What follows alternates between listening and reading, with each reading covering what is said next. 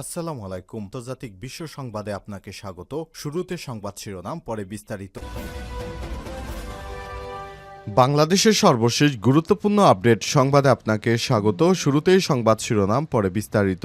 প্রথমে জানাবো, সচিবালয়ে আজও কর্মচারী কর্মকর্তাদের বিক্ষোভ। সচিবালয়ে আজ কিছু সময় বিক্ষোভ করেছেন কর্মচারীদের এক অংশ। আজ বেলা 11টার দিকে তারা সচিবালয়ে 6 নম্বর ভবনের সামনে জড়ো হয়ে সমাবেশ করেন। এ সময় তারা নতুন অধ্যাদেশ বাতিলের দাবিতে স্লোগান করেন। অনাকাঙ্ক্ষিত ঘটনা এড়াতে আইনশৃঙ্খলা বাহিনী সেখানে নিরাপত্তা জোরদার করেছে। কর্মকর্তা কর্মচারীরা নির্বিঘ্নে প্রবেশ করছে, তবে দর্শনার্থীদের প্রবেশে বিধিনিষেধ আরোপ করছে স্বরাষ্ট্র মন্ত্রণালয়। এর আগে সরকারি চাকরি সংশোধন অধ্যাদেশ প্রত্যাহারের দাবিতে সচিবালয়ে টানা 4 দিনের বিক্ষোভ করেন কর্মকর্তা কর্মচারীদের এক অংশ। জানা গেছে, যারা শেখ হাসিনার পক্ষপাত দুষ্ট আমলা রয়েছে তারাই এই আন্দোলনে নেতৃত্ব দিচ্ছে। যুদ্ধবিরতির প্রস্তাবে রাজি হামাস, প্রত্যাখ্যান ইসরায়েলের। ফিলিস্তিনের অবরুদ্ধ গাজায় যুদ্ধবিরতিতে মার্কিন প্রস্তাবে রাজি হয়েছে উপত্যকাটির সশস্ত্র গোষ্ঠী হামাস। তবে যুদ্ধবিরতির এই প্রস্তাব প্রত্যাখ্যান করেছে ইসরায়েল। হামাসের এক কর্মকর্তা এই তথ্য জানিয়েছে খবর রয়টার্সের। মার্কিন যুক্তরাষ্ট্রের নতুন প্রস্তাবে বলা হয়েছে যুদ্ধবিরতির মেয়াদ হবে 70 দিন। এই সময় 10 জন জিম্মিকে মুক্তি দেওয়া হবে। মধ্যস্থতাকারীদের মাধ্যমে হামাস প্রস্তাবে রাজি জানিয়েছে, কিন্তু ইসরায়েলের প্রধানমন্ত্রী যুদ্ধবাজ নেতানিয়াহু রাজি হচ্ছে না।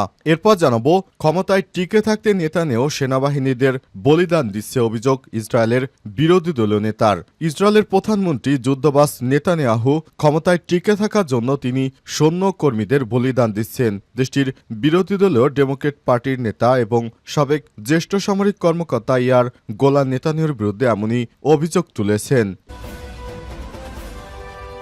এদিকে যে উপত্যকায় এখন মৃত্যুই শ্রেয়। অবরুদ্ধ গাজা উপত্যকায় টানা 19 মাস আগ্রাসন চালাচ্ছে দখলদার ইসরায়েল। একই সঙ্গে গত মার্চ থেকে টানা 2 মাসের বেশি সময় যুদ্ধবিধ্বস্ত ভূখণ্ডটিতে সর্বাত্মক অবরোধ দিয়ে রেখেছিল ইসরায়েলি কর্তৃপক্ষ। আন্তর্জাতিক সম্প্রদায়ের চাপে গত সপ্তাহে গাজায় খাদ্য ওষুধ প্রবেশে নিষেধাজ্ঞা তুলে নিলেও এখনও সেখানে বিমান হামলা অব্যাহত রেখেছে দখলদার ইসরায়েলি বাহিনী। জানাবো, নতুন অস্ত্র প্রতিযোগিতায় ভারত পাকিস্তান। গত 8 মে রাত 8টার কিছুক্ষণ পর ভারতের উত্তরাঞ্চলীয় শহর জম্মুর আকাশে লাল আলোর শিখা ছড়িয়ে পড়ে। মূলত প্রতিবেশী দেশ পাকিস্তানের ছোড়া ড্রোনগুলো ভূপাতিত করতে আকাশ প্রতিরক্ষার মাধ্যমে একের পর এক হামলা চালিয়েছিল ভারত। খবর রয়টার্সের। এরপর দুই দেশ এখন তাদের সামরিক বাজেট বাড়াতে শুরু করেছে। বিষয়ে গুরুত্বপূর্ণ সংবাদ জানাবো।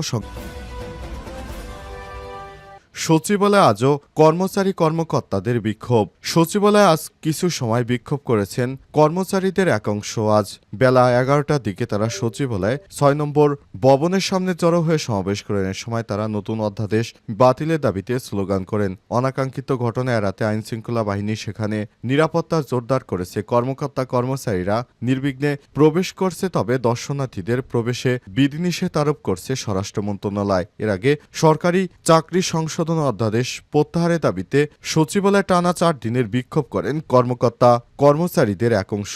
জানা গেছে, যারা শেখ হাসিনার পক্ষপাত দুষ্ট আমলা রয়েছে তারাই এই আন্দোলনে নেতৃত্ব দিচ্ছে।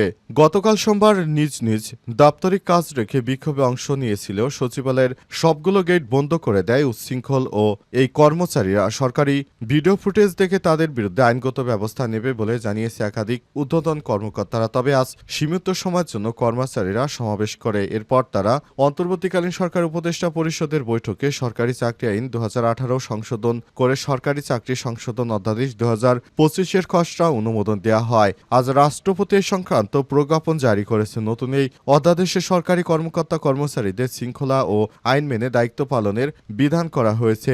পাশাপাশি দলীয় রাজনৈতিক লেজুরবৃত্তি ও বিশৃঙ্খলা সৃষ্টির শাস্তির কথা বলা হয়েছে। সরকারের নতুন এই অধ্যাদেশে বিরুদ্ধে বিদ্রোহ করে বিক্ষোভ করে কিছু কর্মচারীরা, তবে অধিকাংশ কর্মকর্তা কর্মচারীরা তাদের এই আন্দোলনে বিরক্তি প্রকাশ করেছে।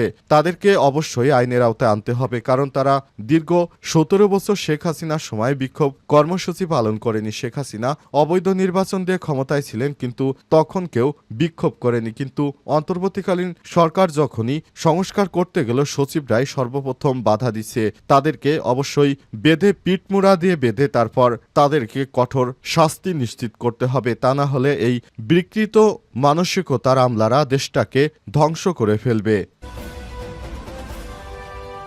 যুদ্ধবিরতির প্রস্তাবে রাজি হামাস, প্রত্যাখ্যান ইসরায়েলের। ফিলিস্তিনের অবরুদ্ধ গাজা ভূখণ্ডে যুদ্ধবিরতির মার্কিন প্রস্তাবে রাজি হয়েছে উপত্যকাটির সশস্ত্র গোষ্ঠী হামাস। তবে যুদ্ধবিরতির এই প্রস্তাব প্রত্যাখ্যান করেছে ইসরায়েল। আজ হামাসের এক কর্মকর্তা এই তথ্য নিশ্চিত করে খবর রয়টার্সের। মার্কিন যুক্তরাষ্ট্রের নতুন প্রস্তাবে বলা হয়েছে যুদ্ধবিরতির মেয়াদ হবে ৭০ দিন। এই ধরনের ১০ জিম্মিকে মুক্তি দেওয়া হবে মধ্যস্থতাকারীদের মাধ্যমে। হামাস প্রস্তাবে সম্মতি জানিয়েছে। হামাসের সূত্র জানিয়েছে প্রস্তাবিত যুদ্ধবিরতির প্রস্তাব রয়েছে ৭০ দিনের যুদ্ধবিরতির বদলে হামাস ২ ভাগে ১০ জীবিত জিম্মিকে মুক্ত দেবে এবং দখলদার ইসরায়েলি সেনারা গাজা থেকে আংশিক সরে যাবে। অপরদিকে একই সময় ইসরায়েলি কারাগারে দীর্ঘদিন ধরে বন্দী থাকা অসংখ্য ফিলিস্তিনি মুক্তি পাবে। তবে এ বিষয়ে কোনো প্রতিক্রিয়া জানায়নি তেল আবিব। এদিকে কাতার ভিত্তিক সংবাদ মাধ্যম আল জাজিরার প্রতিবেদনে বলা হয়েছে, রয়টার্সের প্রতিবেদনে যে যুদ্ধবিরতি চুক্তির কথা বলা হয়েছে সেটি